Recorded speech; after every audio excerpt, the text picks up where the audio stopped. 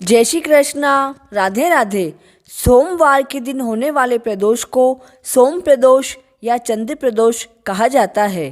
त्रयोदशी व सोमवार एक साथ होने से इस प्रदोष का महत्व अत्यधिक हो जाता है। सोम प्रदोष व्रत करने से मनुष्य की सभी मनोकामनाएं पूर्ण होती है।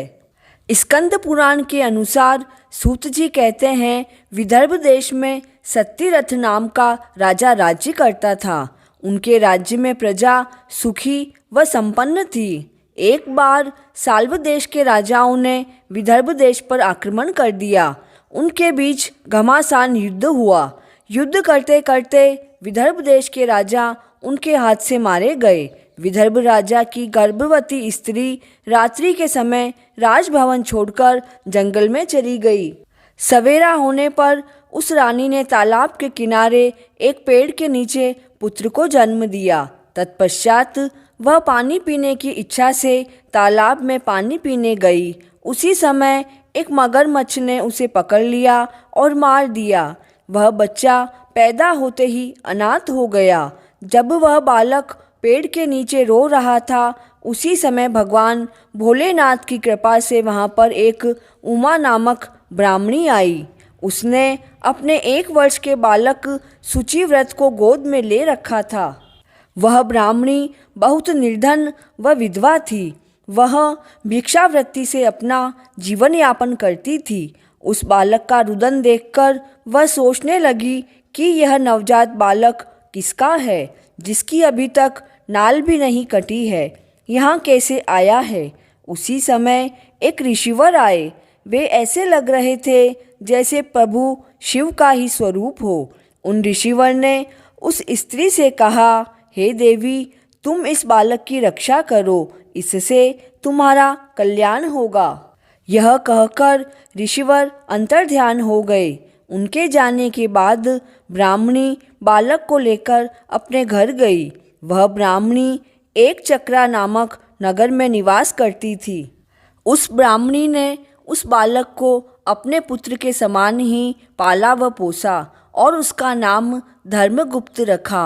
वह भिक्षा के अन्न से ही अपने पुत्र व राजकुमार को पालने लगी।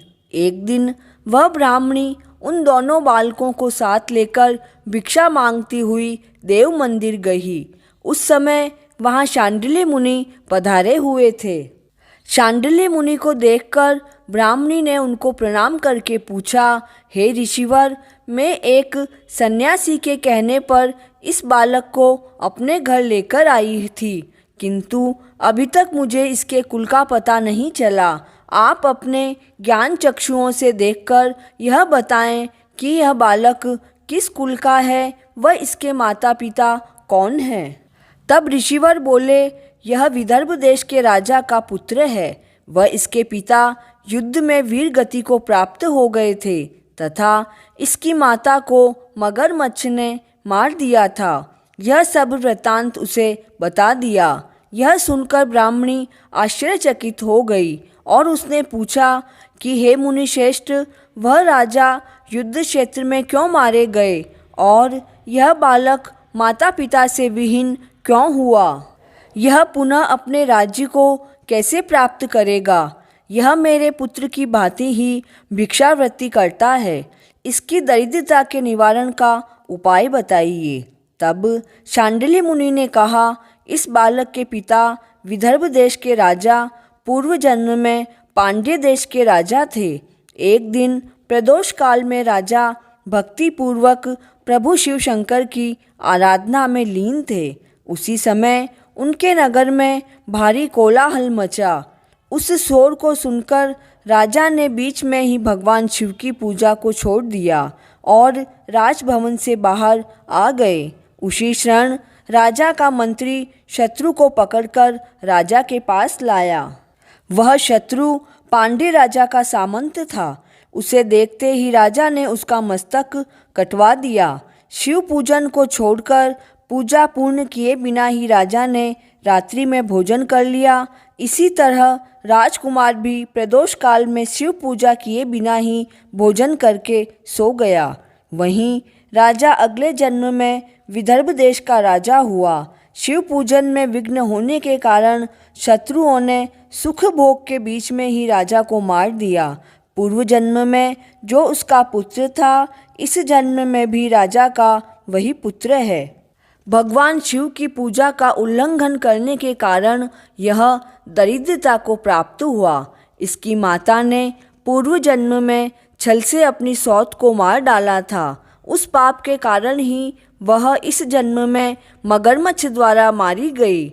हे ब्राह्मणी, तुम्हारा पुत्र पूर्व जन्म में भी ब्राह्मण था। इसने अपना पूरा जीवन केवल दान लेने में ही व्यतीत किया, यज्ञ अनुष्ठान आदि सत्कार्य नहीं किए, इसीलिए यह दरिद्रता को प्राप्त हुआ।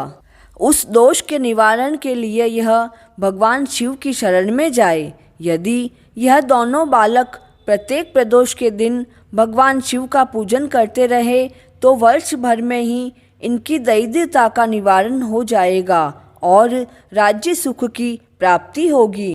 इस तरह ऋषिवर ने उन दोनों को भगवान शिव की आराधना का मंत्र दिया। 4 माह के पश्चात ब्राह्मणी का पुत्र नदी में स्नान कर रहा था। तभी वहाँ उसे धन से भरा हुआ घड़ा मिला। उसने ले जाकर अपनी माँ को दिया। उस घड़े को देखकर माँ खुश हुई और उसने कहा कि इस धन को अपने भाई के साथ आधा आधा बांट लो, मगर धर्मगुप्त ने मना कर दिया। इस तरह उन दोनों को भगवान शिव की पूजा करते करते 1 वर्ष पूर्ण हो गया। एक दिन ब्राह्मण का पुत्र और राजकुमार वन में घूमने गए। मार्ग में उन्होंने देखा अनेक गंधर्व कन्याएं आपस में खेल रही थी। ब्राह्मण कुमार रुक गया और राजकुमार से बोला, हमें इससे आगे नहीं जाना चाहिए। ये गंधर्व कन्याएं हैं, किसी को भी आकर्षित कर सकती है। मगर राजकुमार बिना किसी से डरे आगे बढ़ गया। जब मुख्य कन्या ने राजकुमार को देखा तो वह आकर्षित हो गई। दूसरी सखियों को फूल लाने के लिए भेज दिया। वह राजकुमार के पास आने का इंतजार करने लगी। उसे अकेला देखकर राजकुमार उसके पास गया और बात करने लगा। उसने बताया, मैं विदर्भ देश का राजकुमार हूँ। मेरे माता पिता नहीं रहे और शत्रुओं ने हमारे राज्य पर अधिकार कर लिया है। गंधर्व कन्या ने अपना परिचय देते हुए कहा, मैं विद्रविक नामक गंधर्व की पुत्री हूँ। मेरा नाम अंशुमती है और मैं गायन विद्या में प्रवीण हूँ और आपसे विवाह करना चाहती हूँ। यह कहकर उसने मोतियों की माला राजकुमार के गले में पहना दी।